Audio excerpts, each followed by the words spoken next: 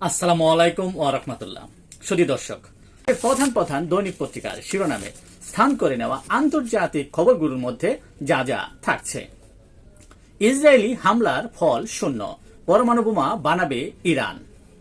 ইরানের ইউরেনিয়াম সমৃদ্ধ করতে কয়েক মাস লাগবে, জাতিসংঘ পরমাণু পর্যবেক্ষণ সংস্থার প্রতিবেদন।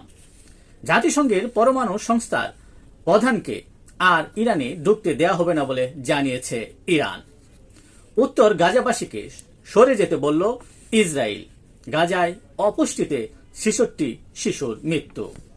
যুক্তরাজ্যের গ্লাস্ট নাবারি উৎসবে ফিলিস্তিনিদের সমর্থনে স্লোগান। নেতানিয়াহুকে বিশ্বাস করে না বেশিরভাগ ইসরায়েলি। নেতানিয়াহু ইসরায়েলে বিশ্বাস হারিয়েছেন বলেও প্রতিবেদনে উঠে আসে। থাইল্যান্ডে কি আরেকটি সামরিক অভ্যুত্থান আসন্ন, এই নিয়ে একটি প্রতিবেদন প্রকাশ হয় দৈনিক পত্রিকায়। এই ছিল দেশের প্রধান প্রধান দৈনিক পত্রিকার শিরোনামে উঠে আসা শীর্ষ সংবাদ, যা নিয়ে এতক্ষণ আপনাদের মাঝে উপস্থিত ছিলাম।